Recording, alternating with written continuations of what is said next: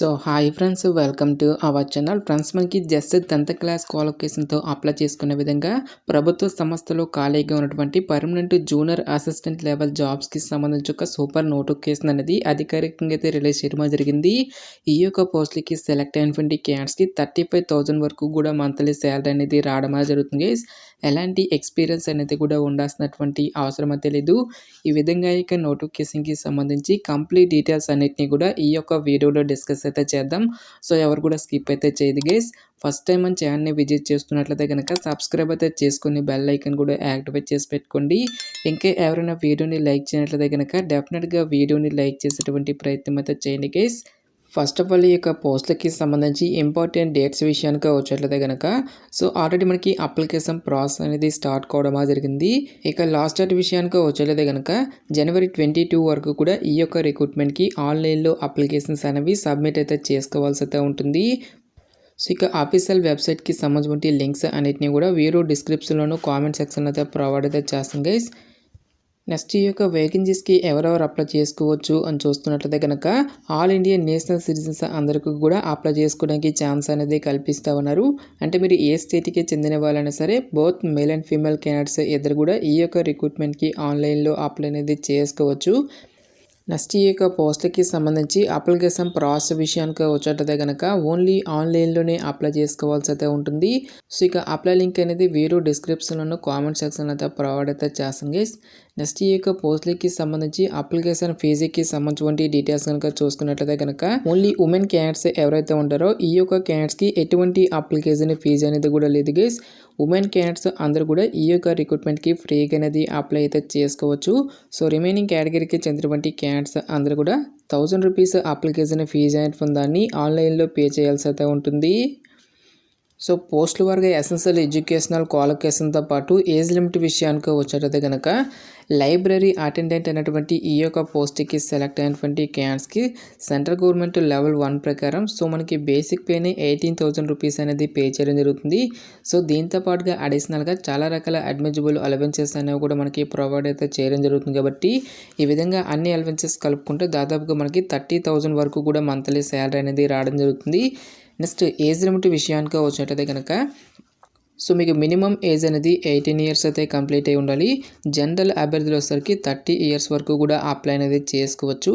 Next మనకి caste వర్గా కూడా age relaxations అనేవి అప్లికేబుల్ అనేవి అవుతాయి. కాబట్టి ఓబీసీ క్యాండిడేట్స్ వచ్చేసరికి 33 ఇయర్స్ వరకు, ఎస్సీ ఎస్టీ క్యాండిడేట్స్ వచ్చేసరికి 35 ఇయర్స్ వరకు కూడా అప్లై చేసుకోవడానికి ఛాన్స్ అనేది కల్పిస్తూ ఉన్నారు. నెక్స్ట్ ఎసెన్షియల్ ఎడ్యుకేషనల్ క్వాలిఫికేషన్ విద్యా అర్హత విషయానికి వచ్చేట్లయితే కనుక సో మీరు జస్ట్ 10th క్లాస్ క్వాలిఫికేషన్తో పాటు library science or library and information science అనేటువంటి ఈ యొక్క సంబంధించిన సర్టిఫికేట్ అనేది ఎవరికైతే ఉంటుందో ఆ యొక్క క్యాండిడేట్స్ మాత్రమే ఈ యొక్క జాబ్స్కి అప్లై చేసుకోవాల్సి అయితే ఉంటుంది. నెక్స్ట్ జూనియర్ అసిస్టెంట్ పోస్టులకి సెలెక్ట్ అయినటువంటి క్యాండిడేట్స్కి సెంట్రల్ గవర్నమెంట్ లెవెల్ 2 ప్రకారం అన్ని రకాల అడ్మిజిబుల్ అలవెన్సెస్ అన్నీ కలుపుకుంటే దాదాపుగా మనకి 35,000కి పైగా మనకి శాలరీ అనేది రావడం జరుగుతుంది. నెక్స్ట్ ఏజ్ లిమిట్ విషయానికి వచ్చేట్లయితే కనుక సో మీకు మినిమం ఏజ్ అనేది 18 ఇయర్స్ అయితే కంప్లీట్ అయి ఉండాలి. జనరల్ అభ్యర్థులు వచ్చేసరికి 27 ఇయర్స్ వరకు కూడా అప్లై అనేది చేసుకోవచ్చు. సో ఓబీసీ క్యాండిడేట్స్ అనేట్లయితే కనుక 30 ఇయర్స్ వరకు, ఎస్సీ ఎస్టీ క్యాండిడేట్స్ వచ్చేసరికి 32 ఇయర్స్ వరకు కూడా అప్లై చేసుకోవడానికి ఛాన్స్ అనేది కల్పిస్తూ ఉన్నారు.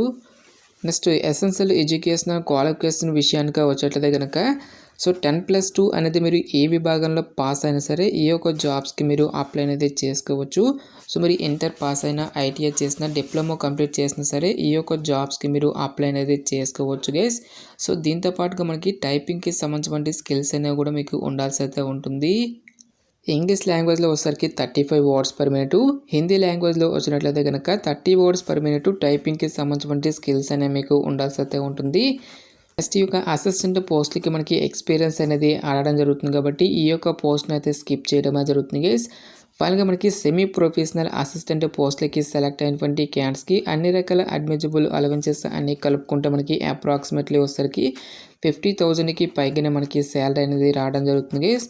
నెక్స్ట్ ఎసెన్షియల్ ఎడ్యుకేషనల్ క్వాలిఫికేషన్ విషయానికి వచ్చేట్లయితే కనుక సో మరి ఏదైనా ఒక విభాగంలో బ్యాచిలర్స్ డిగ్రీ అనేది కంప్లీట్ చేసి దీంతో పాటుగా బ్యాచిలర్ ఆఫ్ లైబ్రరీ సైన్స్ అనేటువంటి ఈ యొక్క పర్టికులర్ కోర్స్ అనేది ఎవరైతే కంప్లీట్ చేసినటువంటి క్యాండిడేట్స్ ఉంటారో ఆ యొక్క క్యాండిడేట్స్ మాత్రమే ఈ యొక్క జాబ్స్కి అప్లై చేసుకోవాల్సి అయితే ఉంటుంది.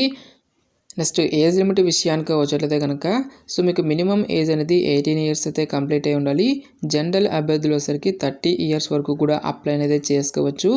ఓబీసీ క్యాండిడేట్స్ వచ్చేసరికి 33 years, next SC ST candidates వచ్చేసరికి 35 ఇయర్స్ వరకు కూడా అప్లై చేసుకోవడానికి ఛాన్స్ అనేది కల్పిస్తూ ఉన్నారు. నెక్స్ట్ ఈ యొక్క పోస్ట్కి సంబంధించి సెలక్షన్ ప్రాసెస్ అనేది ఏ విధంగా ఉంటుంది అని చూసుకున్నట్లయితే కనుక ఓన్లీ 2 స్టేజెస్లో ఈ యొక్క వేకెన్సీస్కి సంబంధించి సెలక్షన్ అనేది కంప్లీట్ అయితే చేయడం జరుగుతుంది. సో ఫస్ట్ స్టేజ్లో మనకి కంప్యూటర్ బేస్డ్ ఎగ్జామినేషన్ అనేది కండక్ట్ అయితే చేయడం జరుగుతుంది గైస్. సిలబస్ విషయానికి వచ్చేట్లయితే కనుక ప్రజెంట్ మనకి ఈ యొక్క నోటిఫికేషన్లో సంబంధించిన డీటెయిల్స్ అన్నీ మనకి ఇక్కడ మెన్షన్ అయితే చేయలేదు గైస్. సో ఫర్దర్గా ఆఫీషియల్ వెబ్సైట్లో యొక్క డీటెయిల్స్ అన్నిటిని కూడా అనౌన్స్ చేసేటువంటి ఛాన్స్ అనేది ఉంటుంది. సో ప్రతి ఒక్క కాంపిటేటివ్ ఎగ్జామినేషన్కి సంబంధించి జనరల్ టాపిక్స్ అనేవి ఏవైతే ఉంటాయో సో ఆ యొక్క టాపిక్స్ నుంచి మనకి రిలేటెడ్గా క్వశ్చన్స్ అనేవి రావడం జరుగుతుంది గైస్. లైక్ మనకి mathematics, general intelligence and reasoning, general science, general awareness అనేటువంటి ఈ యొక్క పర్టికులర్ టాపిక్స్ నుంచి రిలేటెడ్గా మనకి క్వశ్చన్స్ అనేవి రావడం జరుగుతుంది. సో ఈచ్ వన్ కరెక్ట్ ఆన్సర్కి మనకి 1 మార్క్ అనేది కేటాయిస్తారు. నెక్స్ట్ మనకి 1/4 నెగిటివ్ మార్కింగ్ అనేది కూడా ఉంటుంది గైస్. ఎగ్జామినేషన్ లాంగ్వేజ్ విషయానికి వచ్చేట్లయితే కనుక ఓన్లీ ఇంగ్లీష్ అండ్ హిందీ లాంగ్వేజ్లో మాత్రమే మనకి ఈ యొక్క క్వశ్చన్స్ అనేవి రావడం జరుగుతుంది. సో ఎవరైతే రిటర్న్ ఎగ్జామినేషన్ని క్లియర్ చేసినటువంటి క్యాండిడేట్స్కి పోస్టులను బట్టి మనకి స్కిల్ టెస్ట్ ఆర్ ఇంటర్వ్యూ అనేది కండక్ట్ చేసేసి ఈ యొక్క వేకెన్సీస్కి ఎంపిక అయితే చేయడం జరుగుతుంది. నెక్స్ట్ ఎగ్జామినేషన్ సెంటర్స్కి సంబంధించిన డీటెయిల్స్ అనేవి కూడా ఫర్దర్గా మనకి ఆఫీషియల్ వెబ్సైట్లో అయితే అనౌన్స్ అయితే చేయడం జరుగుతుంది గైస్. సో ఇక అప్లై లింక్తో పాటు ఆఫీషియల్ వెబ్సైట్కి సంబంధించిన లింక్స్ అన్నిటినీ కూడా వీడియో డిస్క్రిప్షన్లోనూ కామెంట్ సెక్షన్లో అయితే ప్రొవైడ్ అయితే చేస్తాను గైస్. సో ఇక స్కిల్ టెస్ట్ అనేది మనకి జస్ట్ క్వాలిఫై నేచర్లో మాత్రమే ఉంటుంది గైస్. ఫైనల్ మెరిట్ అనేది మాత్రం ఓన్లీ రిటర్న్ ఎగ్జామినేషన్లో వచ్చేటువంటి మార్క్స్ని బేస్ చేసుకొని అభ్యర్థులను అయితే షార్ట్ లిస్ట్ అయితే చేయడం జరుగుతుంది. నెక్స్ట్ క్యాస్ట్ వర్గ వేకెన్సీస్కి సంబంధించిన డీటెయిల్స్ కనుక చూసుకున్నట్లయితే కనుక ఈ యొక్క నోటిఫికేషన్ ద్వారా మనకి టోటల్గా 4 డిఫరెంట్ టైప్స్ ఆఫ్ వేకెన్సీస్ని అయితే రిక్రూట్మెంట్ అనేది చేయడం జరుగుతుంది. సో ఇక్కడ మనకి ఏ క్యాస్ట్ వరకు ఎన్నెన్ని వేకెన్సీ అనేవి కేటాయించేటటువంటి కంప్లీట్ డీటెయిల్స్ అన్నిటిని కూడా మనకి ఇక్కడ నోటిఫికేషన్ అయితే మెన్షన్ అయితే చేయడం జరిగింది గైస్. సో అన్ని ఉద్యోగాలు కూడా మనకి యూఆర్ కేటగిరీలో కేటాయించారు కాబట్టి ఈ యొక్క కేటగిరీలో ఉన్నటువంటి పోస్టులకి మీరు ఏ క్యాస్ట్కి చెందిన వాళ్ళని సరే అప్లై అనేది చేసుకోవచ్చు. సో ఎలాంటి ఎక్స్పీరియన్స్ అనేది కూడా ఉండాల్సినటువంటి అవసరం అయితే లేదు కాబట్టి సో క్వాలిఫికేషన్ ఉన్నటువంటి ప్రతి ఒక్క క్యాండిడేట్ కూడా ఈ యొక్క ఆపర్చునిటీని అయితే యూటిలైజ్ అయితే చేసుకోండి. గాయస్ మనకి ఈ యొక్క నోటిఫికేషన్ అనేది ఆర్యభట్ట కాలేజ్ నుంచి అఫీషియల్గా రిలీజ్ అయినటువంటి యొక్క పర్మనెంట్ నాన్ టీచింగ్ పొజిషన్స్కి సంబంధించిన recruitment notification details. Interest eligible candidates డెఫినెట్గా ఈ యొక్క రిక్రూట్మెంట్కి అప్లై అనేది చేసుకోండి. సో ఇక పోస్టులకి సంబంధించిన లింక్స్ అన్నిటిని కూడా వీడియో డిస్క్రిప్షన్లోనూ కామెంట్ సెక్షన్ అయితే ప్రొవైడ్ అయితే చేస్తాను గైస్. ఇంకా ఈ యొక్క నోటిఫికేషన్కి సంబంధించి మీకు ఎటువంటి డౌట్స్ వచ్చినా సరే నాకు కామెంట్ సెక్షన్లో కామెంట్ అయితే చేయండి. ఎటువంటి మరిన్ని జాబ్ అప్డేట్స్ కోసం మన ఛానల్ని సబ్స్క్రైబ్ చేసుకుని బెల్ ఐకాన్ కూడా యాక్టివేట్ చేసి పెట్టుకోండి. సో ఇది ఫ్రెండ్స్ ఇవాల్టి వీడియో. రేపు మరొక మంచి జాబ్ అప్డేట్తో మళ్ళీ మీ ముందుకు రావడం జరుగుతుంది. Thanks for watching. Have a nice day.